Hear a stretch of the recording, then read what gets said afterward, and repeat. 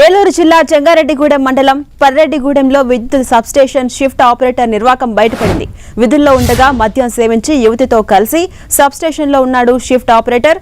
రాత్రి 10 గంటల నుంచి ఉదయం 4 గంటల వరకు విద్యుత్ సరఫరా నిలిచిపోయినా స్పందించలేదు. స్థానికులు ఫోన్లు చేసినా పట్టించుకోలేదు. దీంతో చిర్రెత్తుకొచ్చిన స్థానికులు సబ్స్టేషన్కు తరలివచ్చారు. పెద్ద సంఖ్యలో సబ్స్టేషన్కు వచ్చి ముట్టడించారు. షిఫ్ట్ ఆపరేటర్ సబ్స్టేషన్ వదిలి పరారైపోయాడు. షిఫ్ట్ ఆపరేటర్ జీలకర్రగూడెంకు చెందిన వ్యక్తిగా స్థానికులు చెప్తున్నారు. ప్రజల ఇబ్బందులు పట్టించుకోకుండా నిర్లక్ష్యంగా ఉన్న సబ్స్టేషన్ షిఫ్ట్ ఆపరేటర్పై స్థానికులంతా ఆగ్రహాన్ని వ్యక్తం చేస్తున్నారు.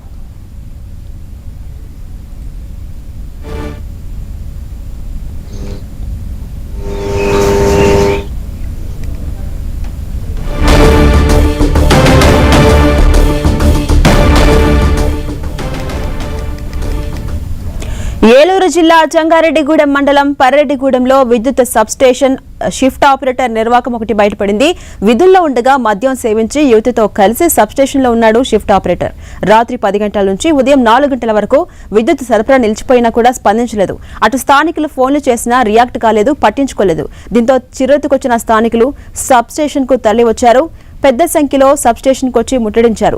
షిఫ్ట్ ఆపరేటర్ సబ్స్టేషన్ను వదిలి పరారైపోయాడు.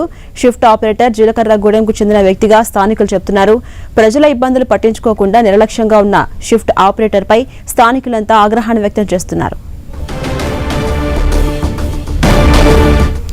ఇదే అంశంపై మరింత సమాచారం మా ప్రతినిధి శ్రీనివాస్ అందిస్తారు. శ్రీనివాస్,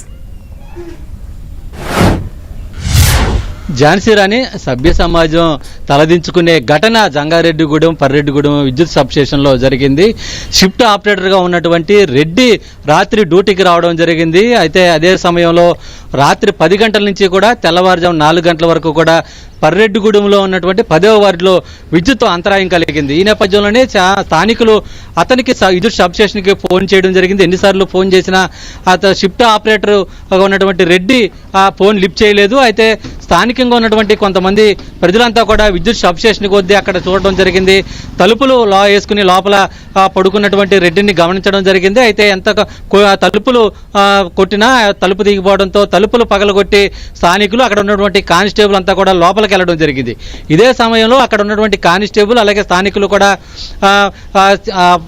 రెడ్డితో పాటు మరో మహిళ కూడా అక్కడ నగ్నంగా ఉండటం వాళ్ళంతా కూడా గమనించడం జరిగింది. అక్కడ మద్యం బాటిల్స్ విచ్చలవిడిగా పడి ఉన్నాయి.